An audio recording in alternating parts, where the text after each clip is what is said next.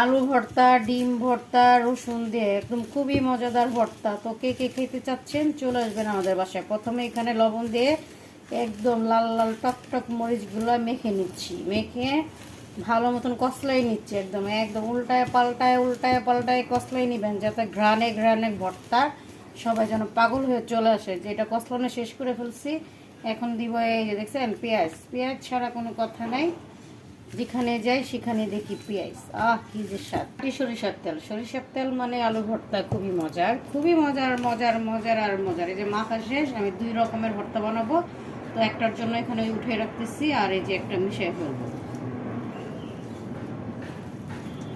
লাল টকটক হয়ে গেছে।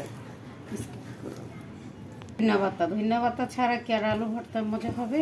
ডিম ভর্তা, এই যে আন্ডা ভর্তা কে কে পছন্দ করেন কমেন্ট করে জানাবেন। আজকে 2 রকমের ভর্তা আপনাদের সাথে শেয়ার করলাম।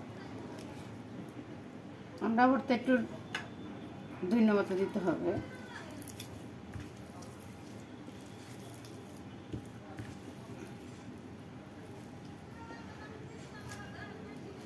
খাঁটি সরিষার তেল উপর দেওয়া, তেল এরকম ভাবে পড়বে, আর কি যে স্বাদ, কি যে স্বাদ। শেষ আজকের আলু ভর্তা। কে কে খেতে চান চলে আসবেন।